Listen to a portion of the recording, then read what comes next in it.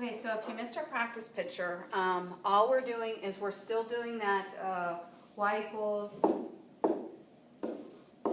mx minus h plus k. And keep in mind, we're going to do this in the computer lab, so it's real important that we understand how to do these. The first thing we're looking for is all our positive lines. So all I want to do is go through and highlight all my positive lines, and I'm going to number them. So reading from left to right, this line right here is positive. I'm going to let that be number 1. This line right here is positive. I'll let that be number 2. Then I've got this line right here is positive. That can be number 3. Always reading left to right. I'm walking uphill, so that makes it positive. That's 4. I've got this one right here, which is 5. This one right here, which is 6. What else do we got? We got this one right here, which is 7. And this one right here, which is 8. Okay, so those would be all our positive lines. So now I want to start off, I'm just going to work on equation number 1. I'm looking for 2 pretty points. Both the endpoints are pretty. So I've got to do rise over run. So I'm basically going to find my slope. So I'll go up 1, 2, 3, 4, 5, 6, 7. 7 up and 2 over. That gives me a slope of 7 halves. So that means I got y equals 7 halves, and then x. Insiders lie. I'm going to pick whichever point. It doesn't matter. I'm going to go with this point, which is negative 2, 3. Insiders lie. So when I take that negative 2, put it inside, it's going to become a plus 2, and then it's going to be a plus 3. So that would be the equation for my line. Then I have, we'll do one more together, and then you can do the rest. I've got number 2. 2 would be my next equation. Okay? So 2, I'm looking for, once again, I need the slope. So from my bottom point, I'm going to go 1, 2, 3, 4 up, 1 over. So that's the slope of 4. Insiders lie, so I got to pick my point. This will be negative 1, 2. H is going to be my insider, and it's a liar, so instead of being negative, it's going to be positive 1. Outsiders are the good guys, so I just put plus 2. Okay? So I'm going to leave the rest of the positives for you to do. If I go with a negative, now I'm looking for all my negatives. The last number I counted was 8, so starting with my negatives, I got reading left to right, going downhill, that would be a negative. Going downhill, that's 10. Downhill, that's 11, that's 12, that's 13, 14, 15, oh, and 16. I missed that one. Okay, so now I want to do that same thing, but I'm going to bounce all the way down here to my negative, where I've got my negative lines. Once again, I'm interested in finding rise over run, so I'm going to go to my number 9 line. I'm going to go 1, 2, 3, 4, 5 up, so that's 5 up. 1, 2, 3, 4, 5, 6 over. So I've got a rise of 5 and a run of 6, keeping in mind it is a negative slope. So y equals negative 5, 6, x. I need a point.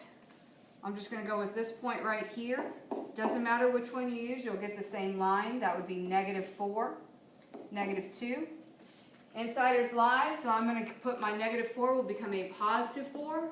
And my outsiders are the good guys, so negative 2 just stays negative 2. Let's try and do 10 together. That one's way down here. So let's see, 10 is going to do, rise will be, oh, my head's in the way. 1, 2, 3, 4, 5. So I got 5 here. And then it's going to run 1, 2, 3, 4, 5, 6, 7. So I got negative 5/7.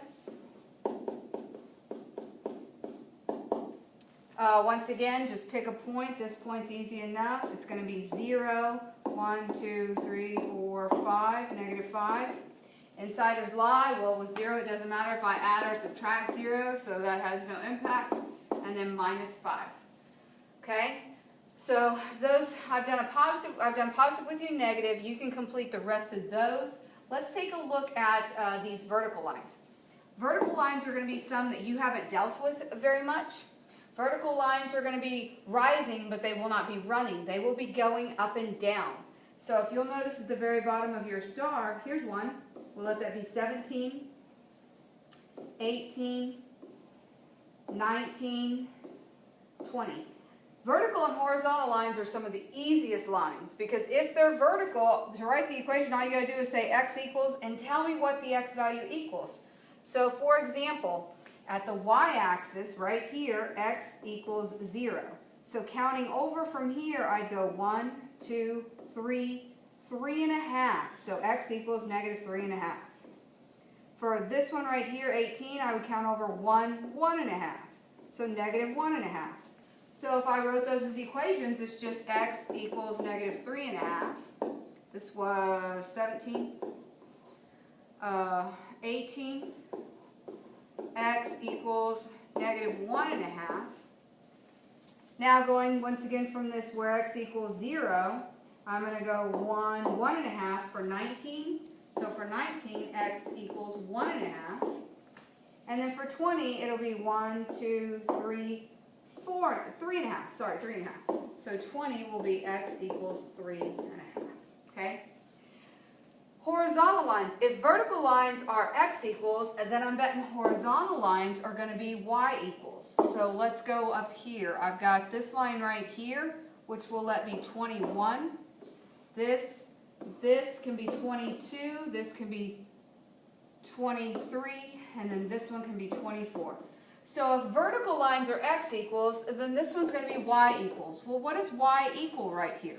Well, here's a suggestion. There's a point right there that goes with it. The other thing you can do is, once again, right here, at the x-axis, y equals 0, so you can count up. From here, I go 1, 2, 3, so y equals 3. From 22, it's the same height. I go from right here, 1, 2, 3, so y equals 3. Then for 23, I'm counting once again from this x-axis. I go 1, 2, so y equals 2. And 24 is going to be y equals 2 as well. Notice, no matter where I put my point, for example, this point right here, the value is going to be negative 2, 2. If I put a point right here, the y value is also going to be 2. So in a horizontal line, you'll find that the y value is going to be the same. Okay? So I'll leave the rest for you to do. If you got questions, just let me know.